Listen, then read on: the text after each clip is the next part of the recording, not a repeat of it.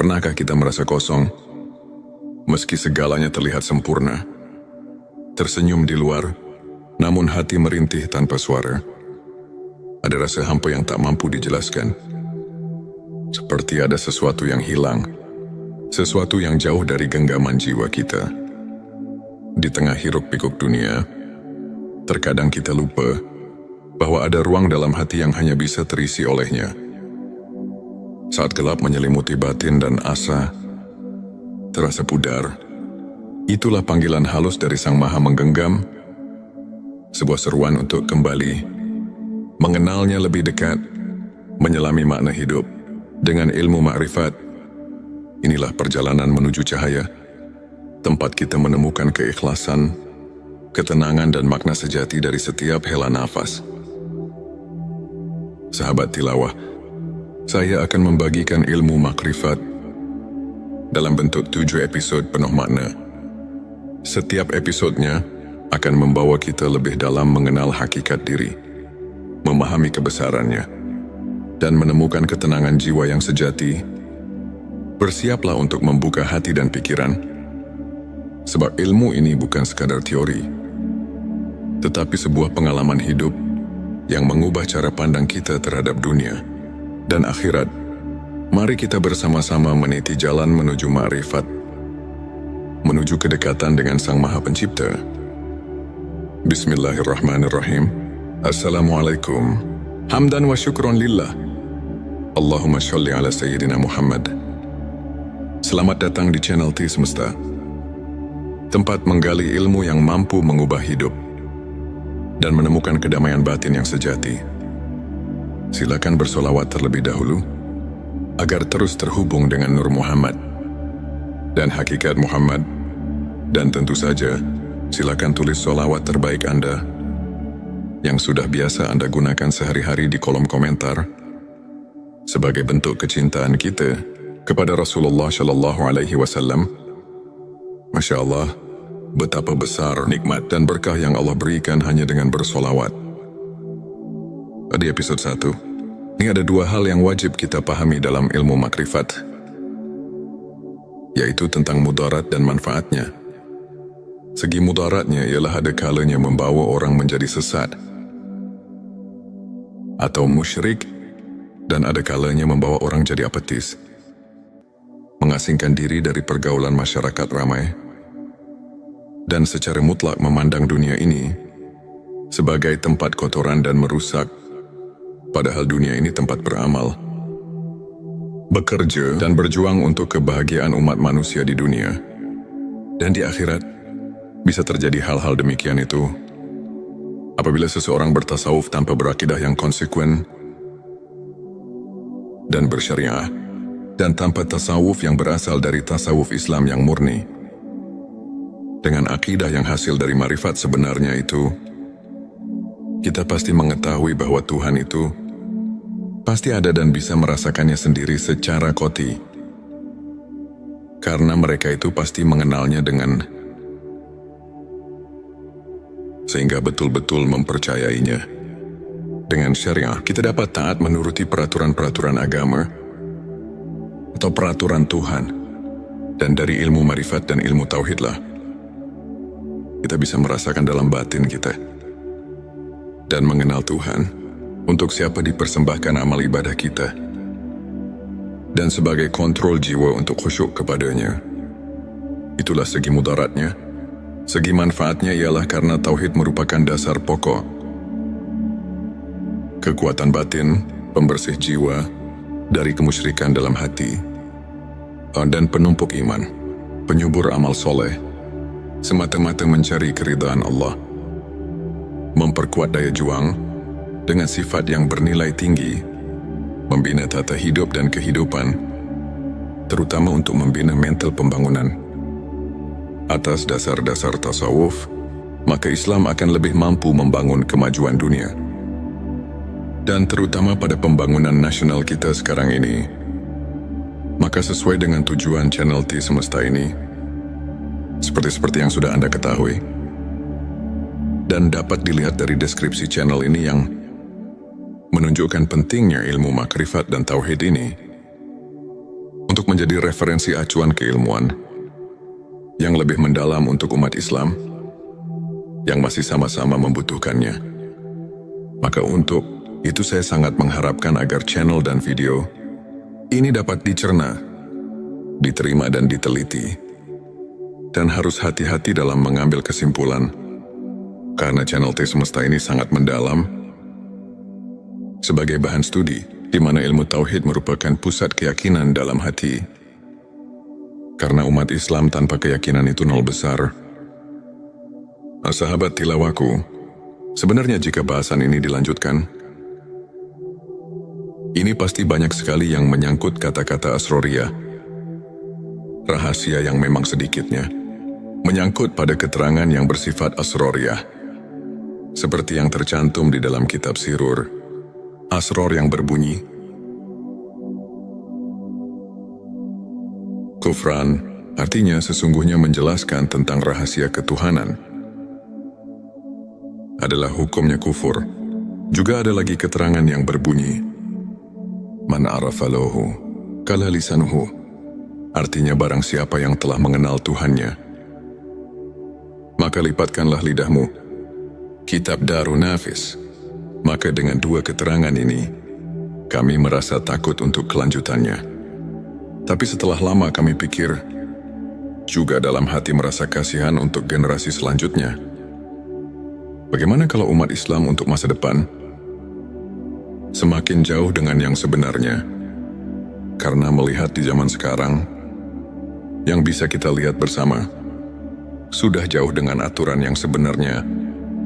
Banyak orang yang sudah tidak hormat lagi kepada orang tua, juga sudah kurang adil dengan sesama manusia. Nyawa orang sudah tidak ada harganya lagi. Pembunuhan di mana-mana. Coba kita perhatikan sekarang ini. Manusia sudah tidak merasa takut kepada Tuhan. Kejahatan di mana-mana. Korupsi sudah jadi biasa. Jadi kami merasa khawatir untuk masa yang akan datang. Karena kalau tidak ada peringatan dari ulama-ulama, sekarang dengan cara membeberkan hukum-hukum Allah dan Rasul-Nya, itu jelas untuk masa yang akan datang akan lebih parah lagi daripada sekarang.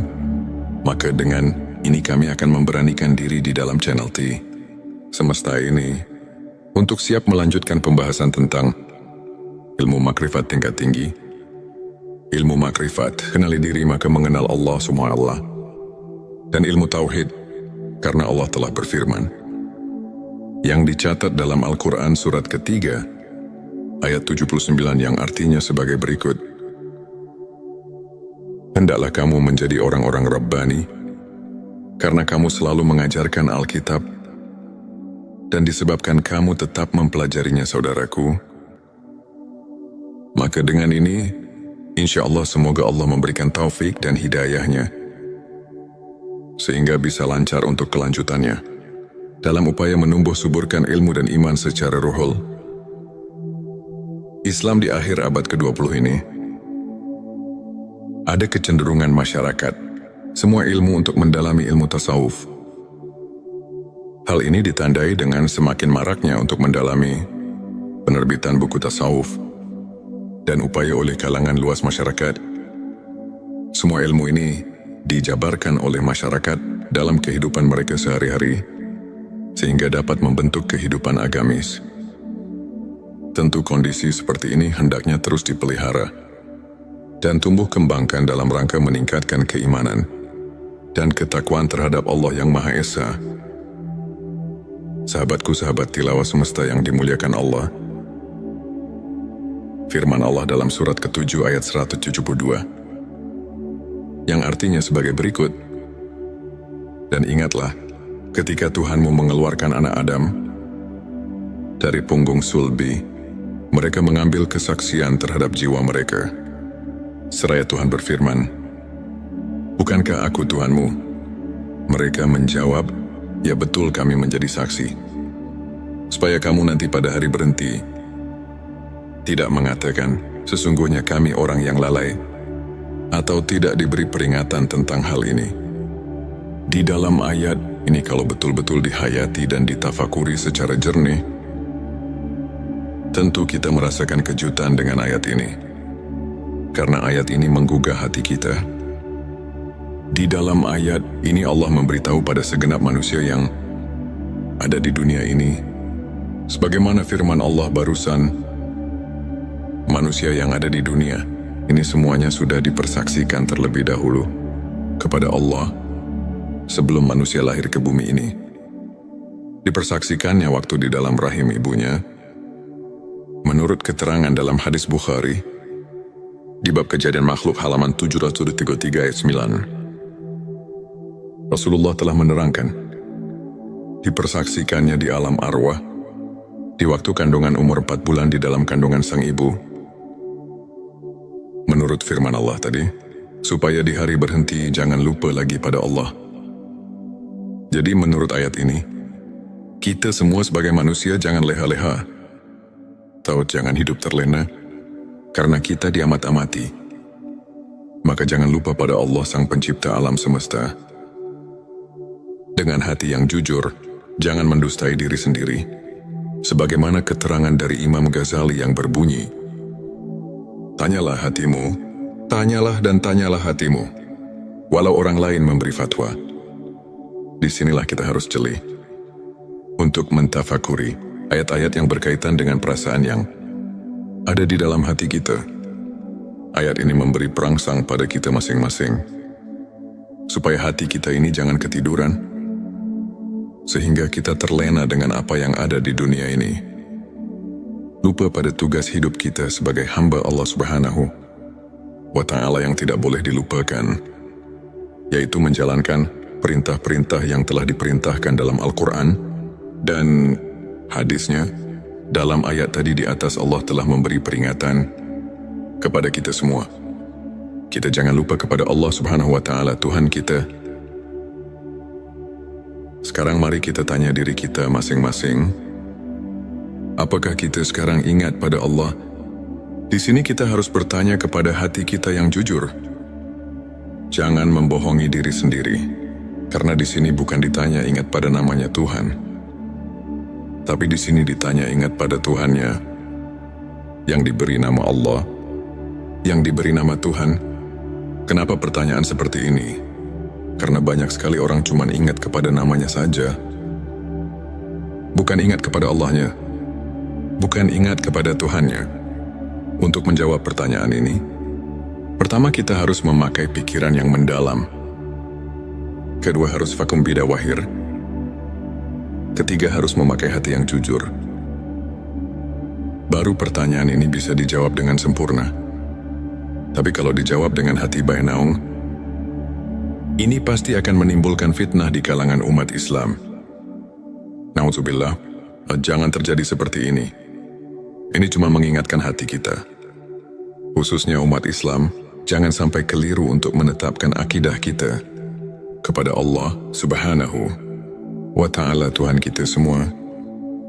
Karena Tuhan mengamat-amati, jangan sampai lupa kepadanya. Sahabat tilawaku, ini adalah episode kedua. Sekarang mari kita tanya diri kita masing-masing, apakah kita sekarang ingat pada Allah?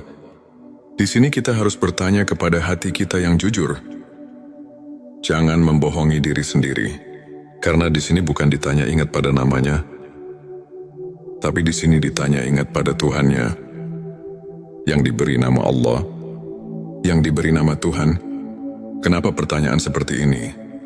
Karena banyak sekali orang cuma ingat kepada namanya saja, bukan ingat kepada Allahnya, bukan ingat kepada Tuhannya. Untuk menjawab pertanyaan ini, pertama kita harus memakai pikiran yang mendalam. Kedua harus fakum bida wahir. Ketiga harus memakai hati yang jujur. Baru pertanyaan ini bisa dijawab dengan sempurna.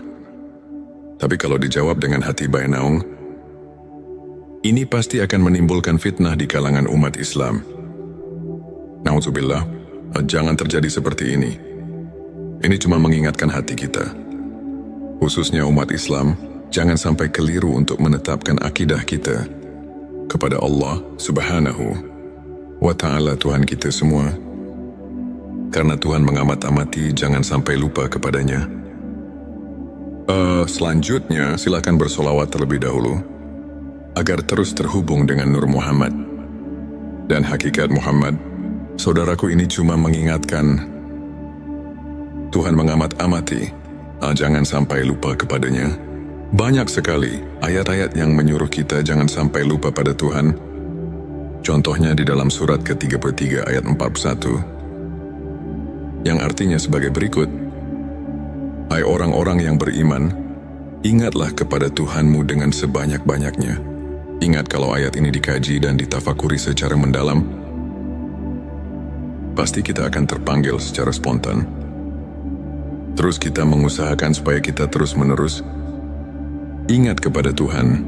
Bahkan ada lagi keterangan yang mengingatkan, ingatannya kepada Tuhan harus pikulilam hati wa nafasimbi, ada di kuli.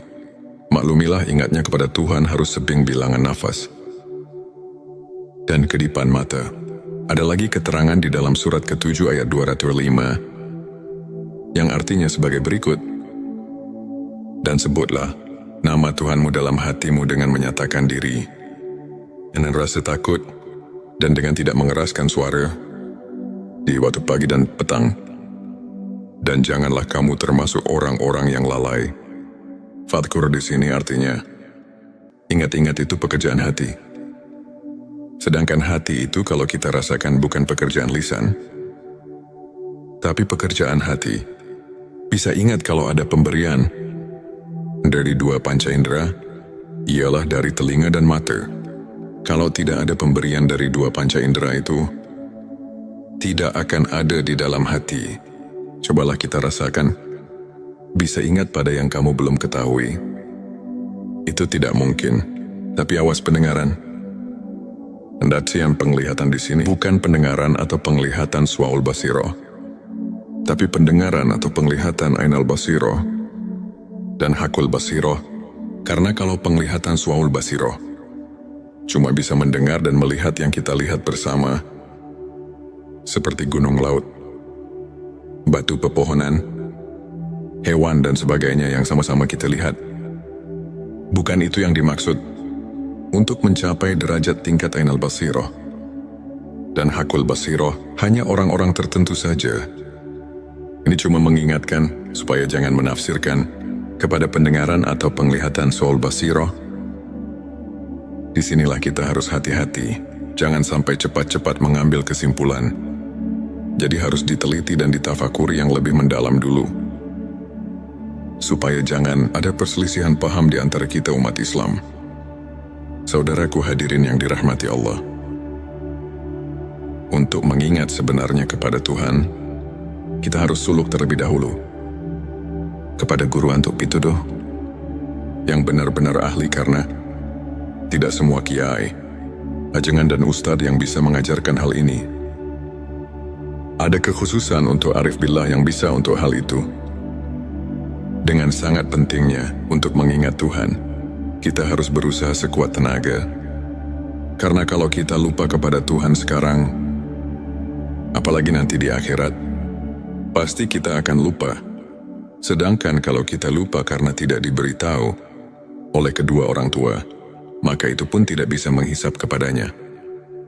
Sebagaimana firman Allah di surat ke-7 ayat 173. Surat Al-A'raf sudah memberi peringatan kepada kita yang berbunyi, atau agar kamu tidak mengatakan, sesungguhnya orang-orang tua kami telah mempersekutukan Tuhan sejak dahulu, sedang kami ini adalah anak-anak keturunan yang datang sesudah mereka. Maka apakah engkau akan membinasakan kami karena perbuatan orang-orang yang sesat dahulu? Quran Surat Al-A'raf ayat 173. Nah, di sini marilah semua, khususnya orang-orang yang beriman, mari kita bangkitkan pikiran kita untuk penelitian, mentafakuri ayat ini, karena sudah jelas dan dapat kita pahami tadi. Ayat 172. Dan ditegaskan lagi dengan ayat 173. Ini benar-benar Tuhan melarang lupa kepadanya. Juga jangan menyalahkan kedua orang tua, apalagi menghisapnya, karena kita sebetulnya sudah diberitahu oleh Tuhan melalui wahyunya kepada Nabi Muhammad Shallallahu Alaihi Wasallam bahwa kita semua sudah mengatakan qalu bala syahidna. Maksudnya, supaya kita nanti di akhirat jangan bilang lalai atau lupa kepadanya, sebab kalau lupa atau lalai atau lupa kepadanya, ini hanya kesalahannya sendiri, yang akibatnya kita akan mendapatkan kesesatan, karena mungkin karena tidak mau tahu tentang agama sendiri. Karena itulah kita jadi bodoh. Bodoh tentang persaksian kepadanya. Bodoh itu karena lupa. Lupa itu jadi kita bodoh. Sama yang telah dikatakan di dalam kitab Sirur Asror. Di situ dikatakan penyebab, tapi hati adalah karena lupa. Dengan lupa kita jadi bodoh. Bodoh dalam urusan ketuhanan. Setelah manusia berjanji di alam arwah. Sahabat tilawahku, sekarang di episode ketiga. Di sini marilah semua, khususnya orang-orang yang beriman, mari kita bangkitkan pikiran kita untuk meneliti, mentafakuri ayat ini. Firman Allah di surat ke-7 ayat 173. Sudah memberi peringatan kepada kita yang berbunyi, atau agar kamu tidak mengatakan, sesungguhnya orang-orang tua kami telah mempersekutukan Tuhan sejak dahulu, sedang kami ini adalah anak-anak keturunan yang datang sesudah mereka. Maka apakah engkau akan membinasakan kami karena perbuatan orang-orang yang sesat dahulu? Quran Surat Al-A'raf ayat 173. Di sini sudah jelas dan dapat kita pahami, ini benar-benar Tuhan melarang lupa kepadanya. Juga jangan menyalahkan kedua orang tua, apalagi menghisapnya, karena kita sebetulnya sudah diberitahu oleh Tuhan melalui wahyunya kepada Nabi Muhammad Shallallahu Alaihi Wasallam bahwa kita semua sudah mengatakan qalu bala syahidna. Maksudnya supaya kita nanti di akhirat jangan bilang lalai atau lupa padanya, sebab kalau lupa atau lalai atau lupa kepadanya, ini adalah kesalahannya sendiri, yang akibatnya kita akan mendapatkan kesesatan, karena mungkin karena tidak mau tahu tentang agama sendiri. Karena itulah kita jadi bodoh tentang persaksian kepadanya. Bodoh itu karena lupa. Lupa itu jadi kita bodoh. Begitupun yang telah dikatakan di dalam kitab Sirur Asror.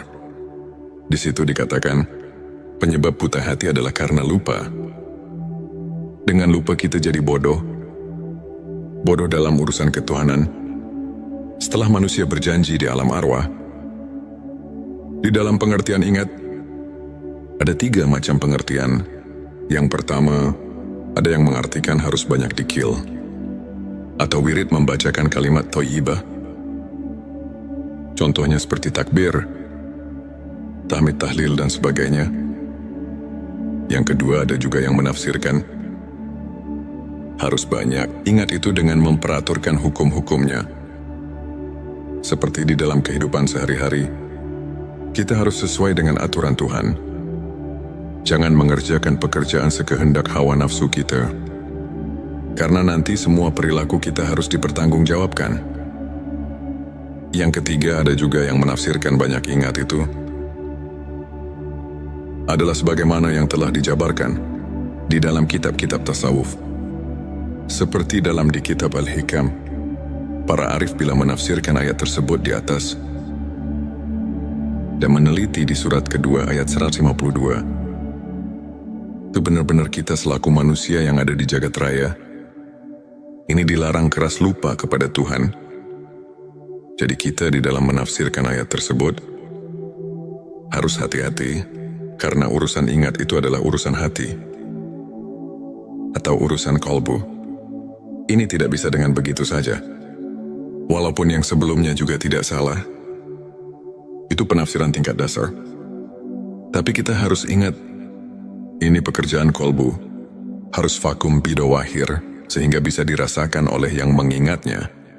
Untuk mengingat dengan sebenarnya, ini harus melalui proses-proses yang tertentu, karena kolbu itu tidak akan bisa dibohongi. Kolbu bisa ingat cuman kepada yang sudah diketahui. Kolbu tidak akan ingat kepada yang belum diketahui. Coba saja kita sama rasakan. Atau tanya hati kita masing-masing. Secara jujur, apakah bisa ingat kepada yang belum kita ketahui? Ini jawaban ada di dalam kolbu kita masing-masing. Untuk lebih jelasnya, ada keterangan di dalam kitab Sirur Asror di halaman 80. Di situ telah dijelaskan, yang artinya, yang dikatakan zikir ruh, itu adalah menyaksikan sifat tajalinya. Di dalam keterangan ini ada kalimat zikir. Di sini makna zikir bukan nyebut atau yang dikatakan wirid. Tapi zikir di sini ialah mengetahui atau menyaksikan, tapi untuk ingat itu, harus mengetahui dahulu kepada yang akan diingatnya. Apalagi ini urusan akidah. Akidah ketuhanan harus betul-betul positif kepada yang akan diingatnya. Sebagaimana yang kita maklumi bersama, kita setiap ibadah salat suka mengucapkan Afdalul zikri falam Anahu la ilaha illallah. Artinya cukupnya ingat itu adalah ketahuilah bahwa tidak ada lagi Tuhan kecuali Allah. Di dalam ayat ini kita semua sudah maklum. Bahkan para arif billah di dalam kitab tasawuf dan di kitab Al-Hikam, ayat ini betul-betul menunjukkan keharusan marifat kepada Tuhan, maksudnya supaya kita ingatnya kepada Tuhan. Benar-benar vakum bidawahyu, terasa benarnya dengan kolbunya sendiri. Karena untuk ingat kepada Tuhan, itu harus memakai amrun jauki, perasaan yang mendalam, ceritaan yang jujur, sesuai dengan pembuktiannya, walaupun pengertian orang lain menyalahkannya. Tapi kalau sudah vakum bidawahir di dalam kolbu, kita sudah nasion, andalilin sesuai dengan dalil-dalilnya. Itu jangan diragukan lagi, karena men lam yaduk lam yadri. Siapa yang tidak merasakan, barang tentu tidak akan mengetahuinya. Kita harus jujur, jangan membohongi diri sendiri. Sesuai dengan firman Allah di dalam surat ke-33 ayat 70. Yang artinya, hai orang-orang yang beriman, bertakwalah kamu kepada Allah dan mengucapkan kata yang benar. Di dalam ayat ini, kita kayaknya disuruh banyak menyadarkan diri, supaya jangan sembarangan di dalam mengingat Tuhan, atau jangan asal-asalan. Walaupun di level syariat itu tidak seberapa, salah itu hanya untuk orang-orang yang masih tingkat dasar. Tapi ketika sudah tingkat dewasa, di dalam agama, harus suluk lagi kepada yang lebih mendalam. Sahabatku, ada dalil yang mengatakan, yang artinya, barang siapa yang mengerjakan hari sekarang, sama saja dengan hari kemarin. Itu orang termasuk golongan yang merugi. Artinya kita jangan lari di tempat, karena itu tidak akan maju-maju. Tapi seharusnya, sebagaimana yang telah dikatakan oleh Sayyidina Ali, yang artinya, dan barang siapa mengerjakan hari, ini lebih baik dari hari kemarin. Itu tandanya orang yang mendapat keuntungan. Hadirin yang dimuliakan Allah. Ada pertanyaan dari jemaah. Pak, maaf saya mau bertanya. Boleh enggak? Kami jawab boleh saja. Karena kita harus benar-benar mengerti dan bisa merasakannya sendiri. Apa yang ditanyakan, katanya, setelah kita menyimak keterangan dari awal sampai akhir, juga meneliti dan mentafakurinya, sampai di sini, ini kayak manusia berikut saya. Harus mengenal Tuhan, itu harus diawali dari dunia ini. Nah, di sini saya mau nanya, apakah mungkin saya manusia biasa bisa mengenal Tuhan di dunia ini? Saya jawab, maaf, saya tidak akan menjawab langsung kepadamu. Tapi Allah lah yang akan menjawab pertanyaanmu. Sahabat tilawahku, ini adalah episode keempat. Sebelumnya, ada pertanyaan yang akan dijawab langsung oleh Allah. Ini ada dalam firman Allah, surat ke-5 Al-Maidah, ayat 35 yang artinya, hai orang-orang yang beriman, bertakwalah kepada Allah dan carilah jalan yang mendekatkan diri kepadanya, dan berjihadlah di jalannya, agar kamu mendapat keberuntungan. Dari ayat ini sudah jelas bahwa Tuhan menunjukkan kepada seluruh manusia yang ada di dunia ini, terutama kepada orang yang mengaku iman kepada Tuhan, bahwa kita selaku manusia yang sudah mengaku iman, harus sekeras mungkin untuk mencapai wasilah, atau jalan untuk taqarrub mendekatkan diri kepadanya. Juga di dalam ayat lain, Tuhan telah berfirman sebagaimana yang tercatat di surat ke-84, ayat 6 yang artinya, "Hai manusia, sesungguhnya kamu telah bekerja dengan sungguh-sungguh menuju Tuhanmu, maka pasti kamu akan menemuinya. Sebelumnya silakan bersolawat terlebih dahulu, agar terus terhubung dengan Nur Muhammad dan hakikat Muhammad. Dan tentu saja, mari kita lanjutkan kebiasaan baik kita di sini. Silakan tulis solawat terbaik Anda, yang sudah biasa Anda gunakan sehari-hari di kolom komentar, sebagai bentuk kecintaan kita kepada Rasulullah Shallallahu Alaihi Wasallam. Karena siapa yang bersolawat 1 kali, Allah akan membalasnya dengan 10 kali lipat rahmat dan keberkahan.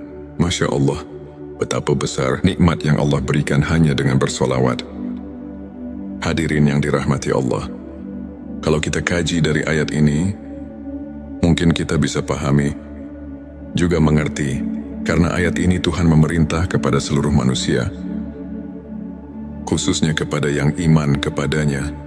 Di sini ada kalimat himbauan kepada seluruh manusia, bahwa kita harus tabah nafsi memeras keringat untuk berjumpa. Dalam hal ini mari kita tanya diri kita masing-masing, apakah kita mau berjumpa dengannya? Apa tidak itu tergantung kita masing-masing. Sahabat tilawahku, maaf sekali lagi saya mau tanyakan, kan manusia semua nanti setelah mati pasti berjumpa dengannya, karena semua akan pulang kepadanya. Ini bagaimana? Karena setiap pulang pasti berjumpa. Itu benar kalau dipikir dengan logika. Tapi kita harus mencari bukti kebenarannya dari ayat atau hadis yang qat'i, supaya bisa dipertanggungjawabkan. Karena ini urusan akidah yang harus benar-benar nasionan dalilin, sesuai dengan dalil-dalilnya dari Allah dan Rasulnya. Tapi kami menemukan salah satu hadis Sahihul Bukhari. Di situ ada keterangan yang berbunyi. Hadits ini diriwayatkan oleh Anas bin Malik. Anas bin Malik mendengar perkataan Mu'ad bin Jabal. Mu'ad bin Jabal mendengar langsung dari Rasulullah Shallallahu Alaihi Wasallam. Rasulullah bersabda, "Barang siapa yang berjumpa dengan Tuhannya dengan tidak adanya keadaan musyrik kepadanya, maka dia akan masuk surga."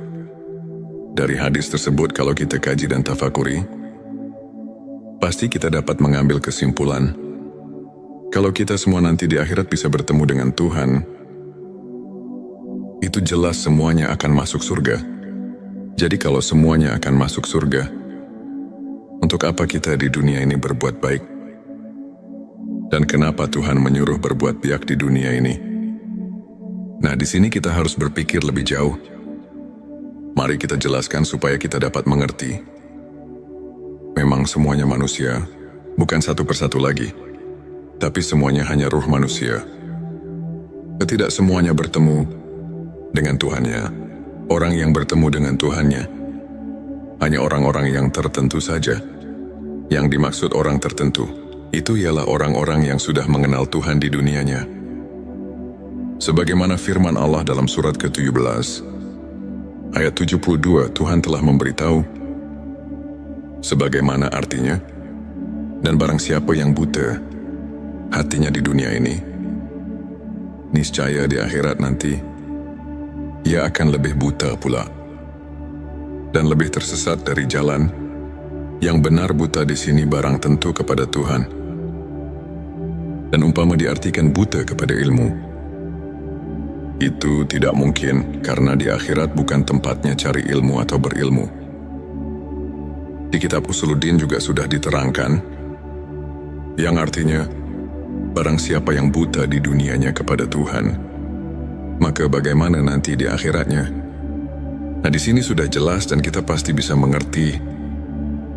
Jadi inilah yang kita harus takuti, atau yang dikatakan haus. Dan saya sekarang kayak mulai mengerti. Bolehkah bertanya lagi, bagaimana caranya untuk kita bisa bertemu dengan Tuhan di dunia ini? Saya jawab memang ada caranya. Tapi yang penting harus ada keinginan dahulu, dari hati yang tulus. Karena ini bukan pekerjaan yang mudah. Ini memerlukan tarekat-tarekat tertentu yang harus dijalankan. Kalau keinginannya masih lemah, barang tentu tidak akan berhasil. Sebab ini memerlukan tabu nafsu, memeras keringat, suglul kolbi, semangat dorongan hati, dan sidatul hisab, kuat perhitungan. Hadirin yang dimuliakan Allah, jika keinginannya sudah kuat, Tuhan telah memberi peluang kepada kita. Siapa saja yang ingin berjumpa dengannya, itu pasti akan berjumpa. Sebagaimana firman Allah yang tercatat di dalam surat ke-18, ayat 110 yang artinya, barang siapa yang mengharap perjumpaan dengan Tuhannya, maka hendaklah ia mengerjakan amal yang soleh, dan janganlah ia mempersekutukan seorang pun dalam beribadah kepada Tuhannya. Sahabat tilawahku, ini merupakan episode kelima. Jika keinginannya kita sudah kuat, Tuhan telah memberi peluang kepada kita. Siapa saja yang ingin berjumpa dengannya, itu pasti akan berjumpa. Sebagaimana firman Allah yang tercatat di dalam surat ke-18, ayat 110 yang artinya, barang siapa yang mengharap perjumpaan dengan Tuhannya, maka hendaklah ia bekerja amal yang soleh, dan janganlah ia mempersekutukan seorang pun dalam mendengarkan kepada Tuhannya menurut ayat di atas. Untuk berjumpa dengan Tuhan itu bukan mungkin lagi, tapi pasti asal kita bisa berbuat amal soleh. Namun untuk berbuat amal soleh, ini harus ada petunjuk guru yang ahlinya. Bukan sembarangan, sebab tidak semua guru ngaji yang bisa mengerjakan hal ini. Bahkan tidak semua kiai ajengan Ustadz mengetahui tentang ini.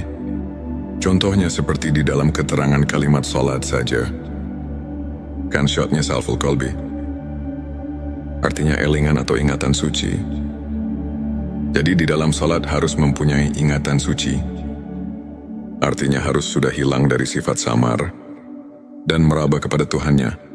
Tapi buktinya boleh rasakan sendiri. Sudah biasa, begitukah kita? Apa belum padahal?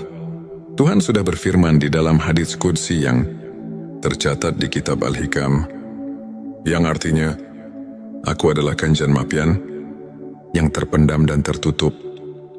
Aku ingin ditemukan dan dikenalnya. Kuciptakan makhluk agar mereka mengenalku. Setelah mengenal hadits ini makin jelas, bukan mungkin lagi untuk mengenal Tuhan. Tapi pasti, asal mempunyai keinginan yang keras dan kuat perhitungan. Tapi walaupun begitu, ini bukan pekerjaan gampang. Ini harus suluk dahulu kepada ahlinya, atau kepada guru yang benar-benar ahlinya. Sekali lagi, untuk mencari guru urusan marifat kepada Tuhan. Tidak semua kiai ajengan dan ustadz bisa menunjukkan tentang hal ini. Tapi harus betul-betul mencari guru yang mengajarkan tentang hal marifat. Ini ada kekhususan, tidak sembarangan. Sebelumnya silakan bersolawat terlebih dahulu, agar terus terhubung dengan Nur Muhammad dan hakikat Muhammad. Masya Allah, betapa besar nikmat yang Allah berikan hanya dengan bersolawat. Sahabat tilawahku yang dirahmati Allah, kita lanjutkan kembali. Jadi kita harus hati-hati, supaya jangan salah pilih dalam memilih guru yang dikatakan tadi. Sebab ahli tarekat pun tidak semua bisa sampai marifat kepada Tuhannya atau mengenal Tuhannya. Juga tidak cukup hanya dengan membaca buku tentang marifat. Karena bacaan yang ada di dalam buku cuma isyarat dan itibar saja. sebagaimana ada keterangan di dalam kitab Hikam yang berbunyi, apa saja yang keluar dari bibirmu, itu adalah cuma isyarat dan itibar. Jadi walaupun terus-menerus membaca buku tentang marifat, sampai 1000 kitab, itu tidak akan sampai kepada marifat, sebagaimana keterangan yang ada di dalam kitab Sirur Asrul, yang berbunyi, manusia yang tidak sampai tingkat ilmu ini, mengenal Allah, maka dia tidak dikatakan alim. Secara hakikat, walaupun dia telah menguasai 1000 kitab, karena dia tidak mencapai derajat rohaniah. Sirur Asrul, dari keterangan ini sudah memberi penjelasan pada kita semua, bahwa tentang marifatullah itu benar-benar ada kekhususan, juga ada ajaran tertentu. Ada yang bertanya lagi, untuk apa belajar ilmu marifat? Dan apa wasilahnya? Saya jawab tentu saja ada wasilahnya. Tadi di atas atau di video sebelum ini, jika kita semua lupa kepada Tuhan di dunia, apalagi nanti di akhirat, setelah kita mati, baru datang ke kubur. Menurut keterangan dan banyak yang menerangkan, 7 langkah pulang yang mengantarkan jenazah, maka datang malaikat mungkar nakir untuk meriksa kita. Atau mentakoni kita, apa yang pertama ditanyakan? Kan marobuka, yang artinya mana Tuhanmu? Di sini kalau roh kita tidak punya rasa tahu, itu tidak mungkin bisa jawab. Kalau tidak bisa jawab, di dalam keterangan sudah dipastikan mendapat siksa kubur. Itu yang tidak diinginkan oleh semua manusia. Sahabat tilawahku, sekarang coba kita tafakuri. Yang datang itu malaikat. Sedangkan malaikat, itu semua juga sudah pada tahu bahwa malaikat itu diciptakan dari cahaya atau sejenis cahaya. Barang tentu bahasanya juga bahasa cahaya. Kalau kita tidak mengerti hal itu, tentu roh kita tidak akan bisa apa-apa. Sedangkan ini tidak bisa dihafalkan. Ini harus dengan ilmu atau mengetahuinya. Maka dengan ini, mari kita bersama-sama untuk suluk hal ini. Carilah guru suluk yang benar-benar ahlinya. Juga harus hati-hati. Jangan salah pilih. Kalau salah pilih, pasti kita celaka dunia dan akhirat. Oleh karena itu dalam mendengarkan dan memahaminya, diperlukan ketelitian, pemikiran yang jernih dan tajam, daya serap yang kuat, dan wawasan yang luas, serta yang penting disertai dengan hati yang ikhlas, dan lillahi ta'ala, dan kukuhnya iman, serta menjadi terapi kejiwaan orang yang memerlukan taqarrub kepada Tuhan yang Maha Esa. Karena jika kita dikatakan gegabah di dalam memahaminya, itu tidak akan berhasil. Untuk memberi kegampangan, di dalam channel T Semesta ini akan diterangkan tentang kejadian asal kita supaya kita sedikitnya bisa memahaminya. Tapi ini cuma untuk memberi kemudahan daya pikir saja, bukan. Setelah mendengarkan video ini kita bisa marifati.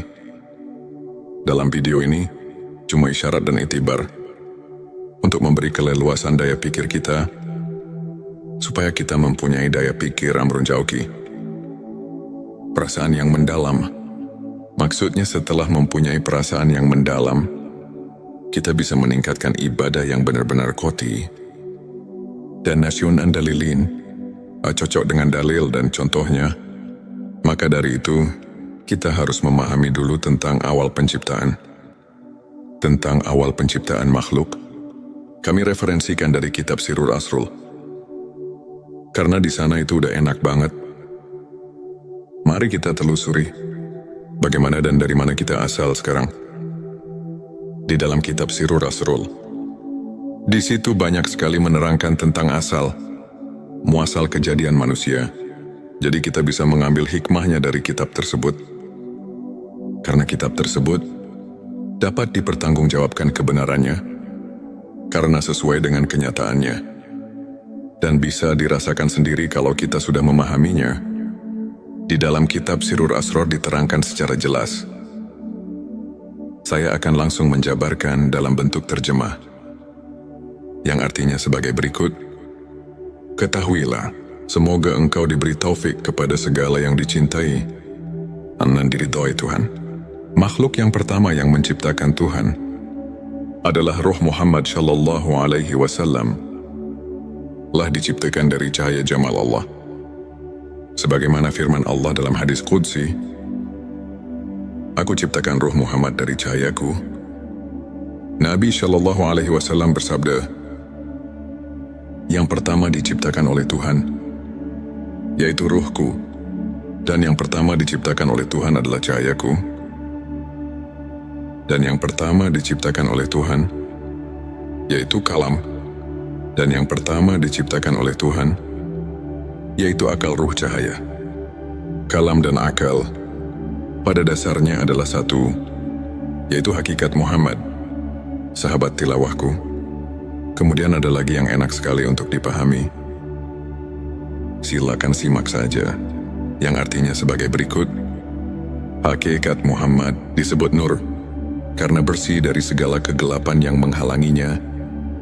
Sebagaimana firman Allah, "Telah datang kepadamu cahaya dan kitab penerang dari Allah." Hakikat Muhammad disebut juga akal, karena ia yang menemukan segala sesuatu. Hakikat Muhammad disebut kalam, karena ia yang menjadi sebab perpindahan ilmu, seperti halnya mata pena sebagai pengalih ilmu di alam. Lahud Ruh Muhammad adalah ruh yang termurni sebagai makhluk. Hal ini sesuai dengan sabda Rasulullah Shallallahu Alaihi Wasallam yang menerangkan tentang "Aku dari Allah dan makhluk lain dari aku." Inilah sabdanya, dan dari ruh Muhammad itulah Allah menciptakan semua ruh. Di alam laut dalam bentuk yang baik, terbaik yang hakiki. Itulah nama seluruh manusia di alam laut. Alam laut adalah negeri asal. Setelah 4.000 tahun sejak penciptaan Ruh Muhammad, maka Allah menciptakan Arasy dari Nur Muhammad. Begitu pula seluruh makhluk lainnya diciptakan dari Nur Muhammad. Dilanjutkan dengan sabda Rasulullah Shallallahu Alaihi Wasallam yang artinya sebagai berikut. Selanjutnya ruh diturunkan ke alam yang terendah, dimasukkan pada makhluk yang terendah, yaitu jasad. Sebagaimana firman Allah, "Kemudian aku turunkan manusia ke tempat yang terendah." Proses turunnya adalah setelah ruh diciptakan di alam laut, maka diturunkan ke alam Jabarut dan dibalut dengan cahaya Jabarut, bagai pakaian antara kedua haram. Lapis kedua ini disebut Ruh Sultani. Selanjutnya diturunkan lagi ke alam Malakut dan dibalut dengan cahaya Malakut yang disebut Ruh Rohani. Kemudian diturunkan lagi ke alam Mulki dan disebut dengan cahaya Mulki. Lapis keempat ini disebut Ruh Jasmani. Sahabat tilawahku, kemudian sabda Rasulullah Shallallahu Alaihi Wasallam berlanjut dengan sabdanya sebagai berikut. Selanjutnya Allah menciptakan badan atau jasad dan mulki atau bumi. Sebagaimana firman Tuhan, "Dari bumi aku ciptakan kamu, kepada bumi aku mengembalikanmu, dan dari bumi pula lah aku mengeluarkanmu." Setelah terwujud jasad, maka Allah memerintahkan ruh agar masuk ke dalam jasad, dan ruh masuk ke dalam jasad. Sebagaimana firman Allah, "Kuciptakan ruh dariku ke dalam jasad." Hadirin sahabat tilawah yang dirahmati Allah. Kemudian sabda Rasulullah Shallallahu Alaihi Wasallam ditutup dengan sabdanya sebagai berikut.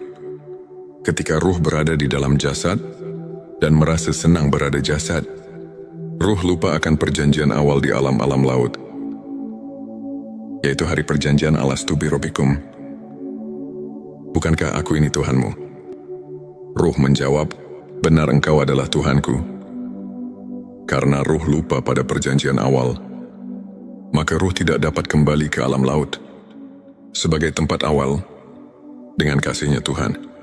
Maka menolong mereka dengan menurunkan kitab-kitab samawi sebagai peringatan tentang negeri asal bagi mereka. Sesuai dengan firman Tuhan, berikanlah peringatan pada mereka tentang hari-hari Tuhan. Ialah hari pertemuan antara Tuhan dengan seluruh arwah di alam laut. Lain halnya dengan para nabi, mereka datang ke bumi dan kembali ke akhirat, badannya di bumi, sedangkan rohnya intinya berada di negeri asal. Karena adanya peringatan ini, sangat sedikit orang yang sadar dan kembali, serta berkeinginan dan sampai ke alam asal. Karena sedikitnya manusia yang mampu kembali ke alam asal, maka Allah melimpahkan kenabian kepada Ruh Agung Muhammad Rasulullah, penutup petunjuk jalan dari kesesatan ke alam terang. Ia diutus para rasul untuk mengingatkan mereka yang lupa dan membuka hatinya.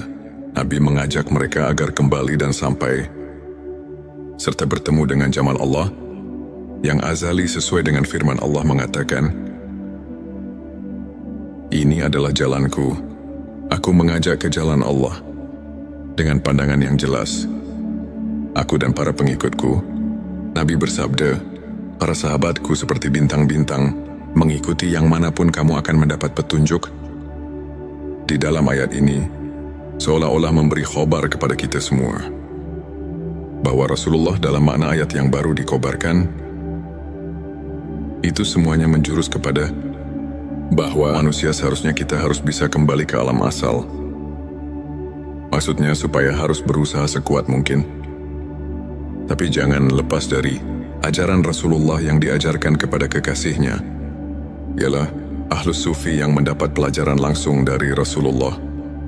Sahabat tilawahku, di episode ke-6 ini, kami akan mengingatkan kalau kita sekarang rupanya sudah agak jarang sekali untuk memperhatikan hal yang barusan saya katakan, karena yang diinginkan hanya dengan bayangan surga saja.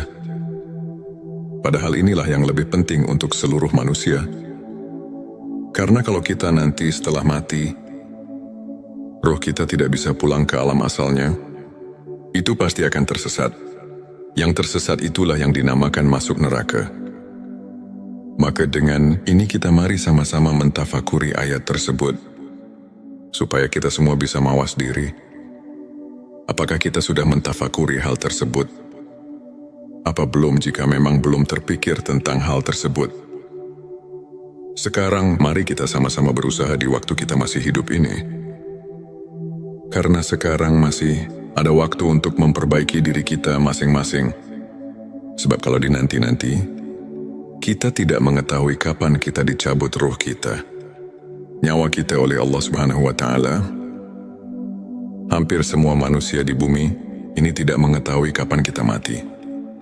Maka dengan inilah, kita alhamdulillah setelah menganalisa hadis-hadis, Rasulullah jadi bisa mengetahuinya. Setelah mengetahui hadis-hadis yang tadi di awal video, hati kita merasa terpanggil. Yang mungkin hal ini belum memikirkannya, karena terlena dengan bahasan-bahasan tentang surga dan neraka, jadi kita semua sesekali lupa tentang hal itu.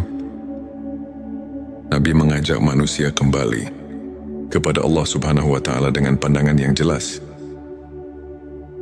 yang di dalam Al-Quran disebut basirah, yang artinya adalah dari ruh asli yang terbuka pada mata hati para aulia. Basirahnya lain halnya sama dengan ilmu laduni batin, ilmu yang langsung dari Allah, sesuai dengan firman-Nya, "Kepada Dia kuberikan ilmu yang langsung dariku." Untuk menghasilkan basirah, manusia mengambilnya dari ahli basirah dengan mengambil pembicaraan dari seorang wali mursyid yang dapat menunjukkan dari alam laut. Di sini mungkin ada pertanyaan, bagaimana kalau saya mau ditunjukkan kepada basirah yang dimaksud, sedangkan wali mursyid yang dimaksud sekarang sudah tiada?